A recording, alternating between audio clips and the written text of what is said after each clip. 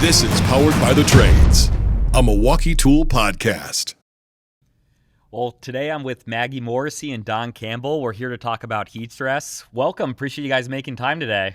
Thanks for having us. Yeah, appreciate it. Awesome. Well, first figure we can get started here. Maggie, do you mind walking through a little bit your background? Yeah, absolutely. So I am an occupational and thermal physiologist, a researcher.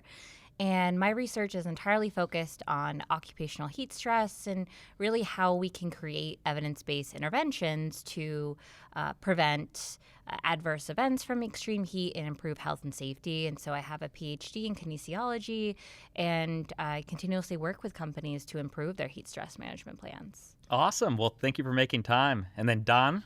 Yep, I'm the vice president at P1 Construction. I've been in the safety and health industry for 28 years now, and 24 of those years have been with P1. Awesome.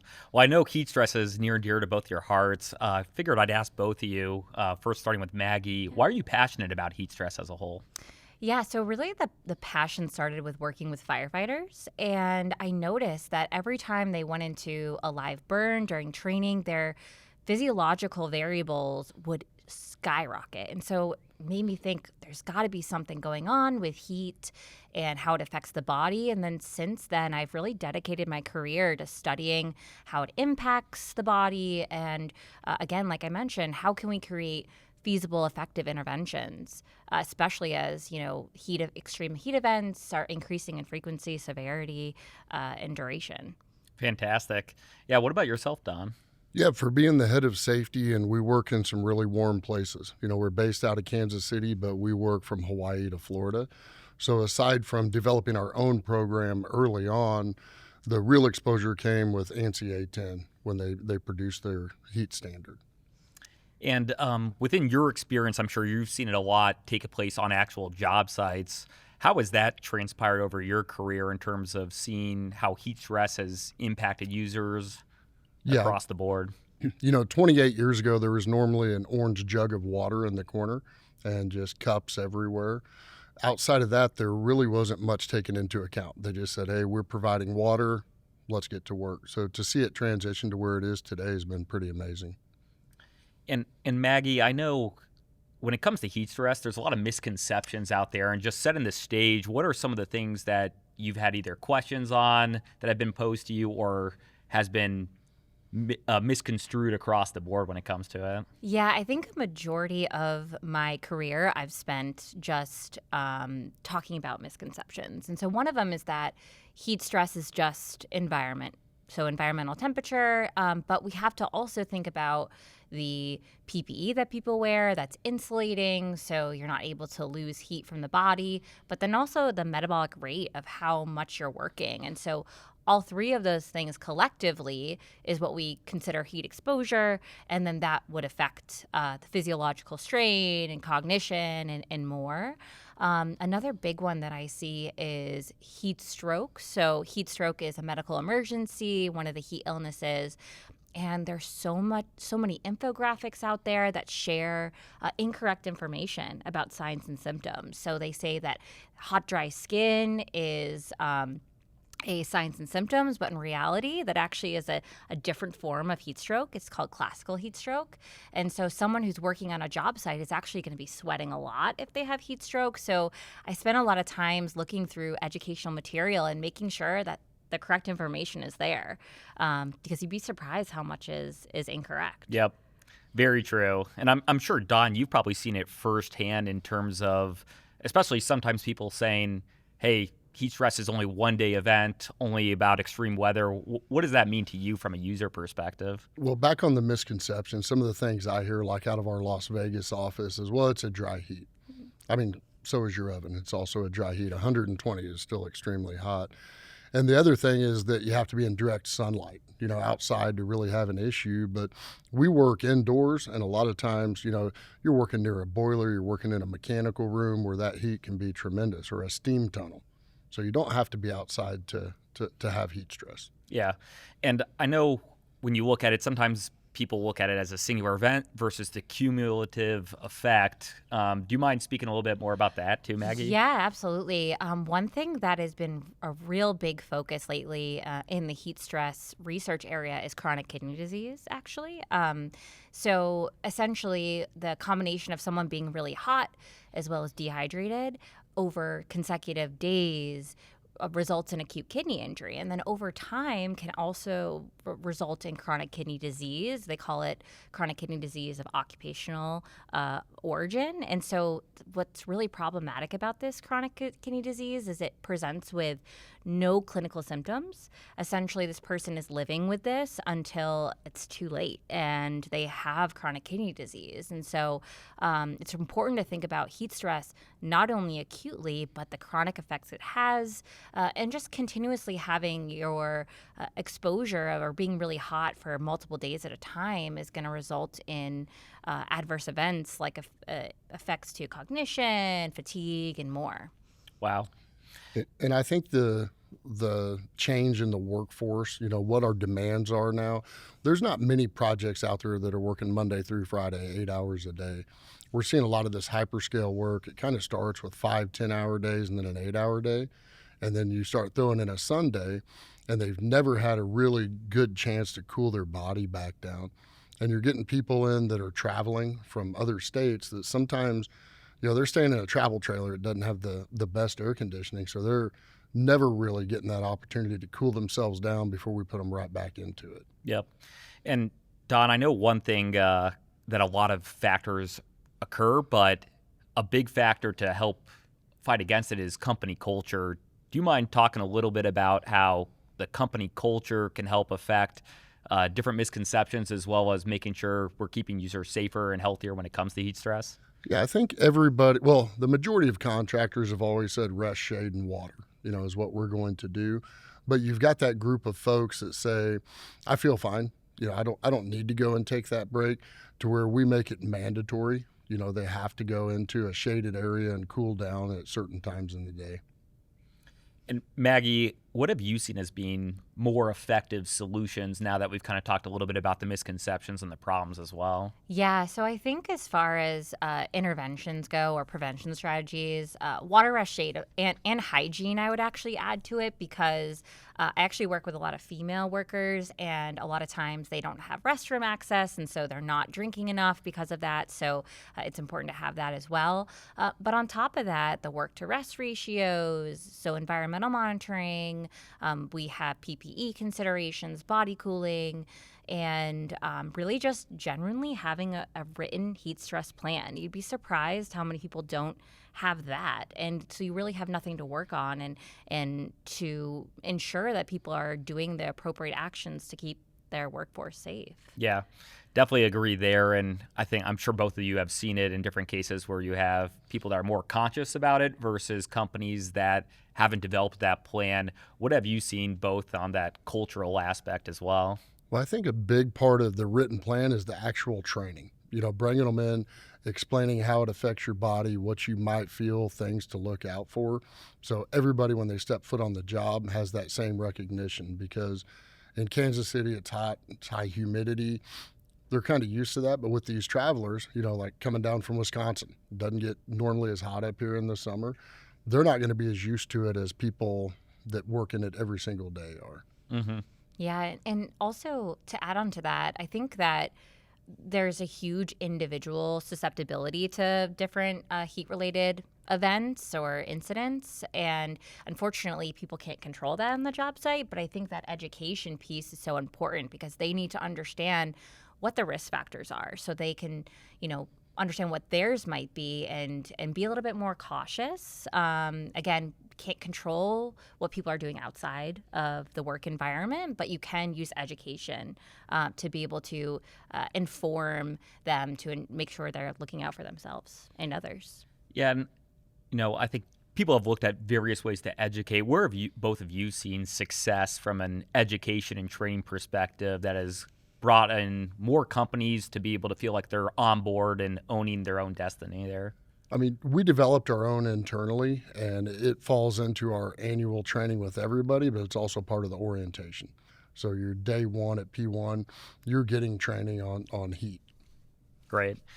And Maggie, switching gears a little bit, how does hydration play an important role when it comes to fending off any type of heat-related illnesses? Yeah, so I would say of all the prevention strategies that people implement, hydration is like the number one people think of. And I'm not saying that it's not really important. It's really important. But another important consideration, like I said before, is you have no control of what this person is doing before they come to your job site. And so I would suggest that people think about educating their workers about how to assess their own hydration status. Because if we don't have that piece, someone could be, extremely dehydrated coming in, and you could provide them water. It's very accessible. But if they're already starting from a really, dehydrated state, it might not be enough. So the only way to really effectively do that is provide them the educational tools. And another important thing about hydration is I like to say that it's just a piece of the puzzle. So as far as heat illnesses like heat exhaustion, heat stroke, yes, if you're dehydrated, it can lead to that. But there are actually other factors that cause it to a much larger degree than hydration does. So heat acclimatization status, fitness, actually. So again, I like to recommend it along with the large-scale other prevention strategies as well. Yeah, and all those, I think, are building blocks that all affect heat stress. And you mentioned resources. Where are some of the best resources to go out there and get and educate yourselves as well as other crews to make sure that they're best prepared? Yeah, I think that there are available resources that coming from federal sources as well as different professional organizations like ACGIH, AIHA, National Safety Council. So I think the important thing to do is right now we don't have a lot of very, very industry-specific guidelines, but at least use some of these position statements or guidance as a foundation. And there's also different research institutes as well. Like I work for the Corey Stringer Institute, and we help companies as well. So I think just doing your homework to making sure you're picking the appropriate resource that fits your industry as best it can. Fantastic. And we're partnering with a CPWR this July. They're coming out on site for 3 days to do some research. I don't know what all the research is going to entail yet. I've just had the initial discussion with them where they kind of asked about our program. But I'm interested to see what they find on one of these big hyperscale projects. Yeah, I think the more research and training that can be out there, the better it is for ultimately the health of our workforce here. And I think part of it, too, which I'm sure both of you have had a lot of different discussions on, has been it's not just heat-related illnesses, but also injuries caused by fatigue and secondary injuries as well. Don, I don't know if you've seen any, as well as Maggie.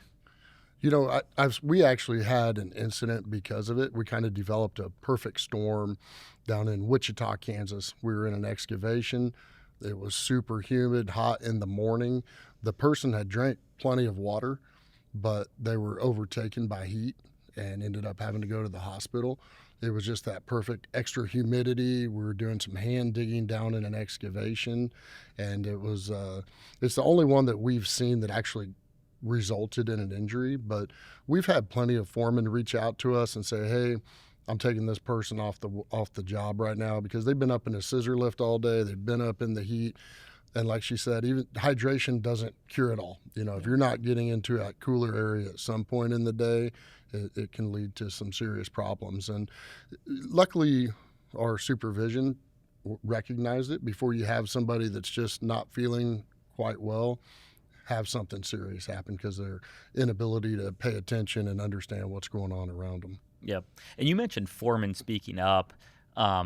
How often are you encouraging people to be candid and vocal and be able to speak up rather than be more reactive when it comes to problems like this? Ours is a constant. I mean, that's essentially what our safety culture is developed upon, is that freeness and willingness to speak up. So we spend a lot of time, we do a stand down every year where our CEO tells everybody, this is what I want you to do. If you see something, we want you to say something. And he always ends it with, think about how bad you would feel if you saw something, didn't say anything, and something happened to that person.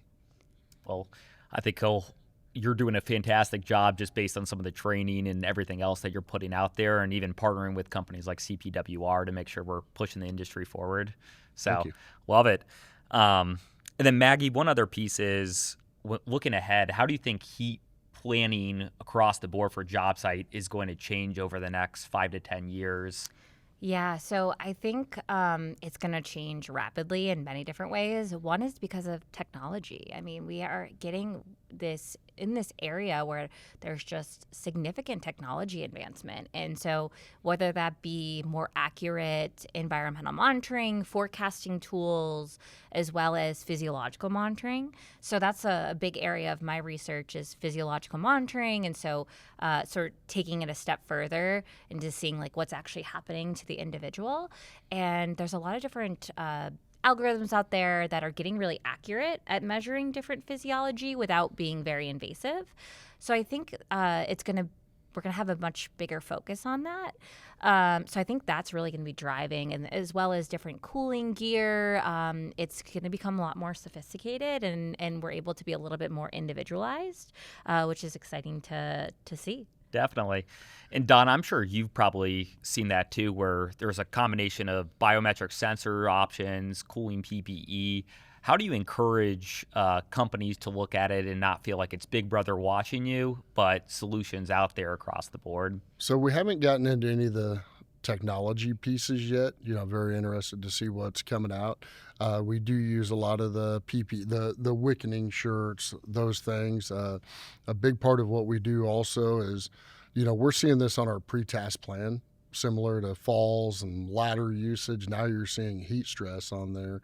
And we're on a big job in the middle of Kansas where we've got a rooftop crew. We've got a crew downstairs. Every 2 hours they rotate so that nobody's on that, up on the roof all day. And that came from the suggestion of the crews. They said, what can we do? Because it's so hot. And they said, well, we're all qualified tradesmen. Why don't we, alternate so we're not all up there? That's a great point. And when you look at that crew to crew and different job sites, are there different plans depending on the site of how you evaluate where areas are more prone to heat stress versus less prone to heat stress? Yeah, and you'll see it individual, like the rooftop PTP, that pre-task plan. They're going to do that when the guys from downstairs come upstairs. They're going to stop, review their own pre-task plan, and see what their plan is to get through that without any situations. Awesome.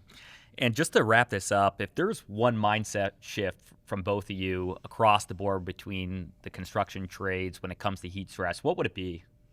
Yeah, I think it's very simple as treating it like any other hazard. I think that people feel like because heat doesn't necessarily always result in a heat illness. It can result in impairment of cognition, like I said, chronic kidney disease, fatigue. People tend to not think about heat, but we need to remember that heat is the cause of a lot of things. So just need to take it seriously. Definitely. And I think it's more than just sending out a toolbox talk in the heat in the dead of summer. Like I said, we work in steam tunnels and boiler rooms. It could be January and 2 degrees outside, but it's 122 degrees in that room. So I think we're looking at every job, every task, and making sure that everybody's trained. Because that's the biggest thing is education. Make sure they understand it before they go out into the field. Fantastic. Well, to wrap this all up, I just want to say a big thank you, Maggie, as well as Don. I think this has been a great conversation on how do we continue to push the industry forward, keep our users safer, more productive, and really address heat stress. So I want to thank both of you for your time today. Thank you. Thank you so much.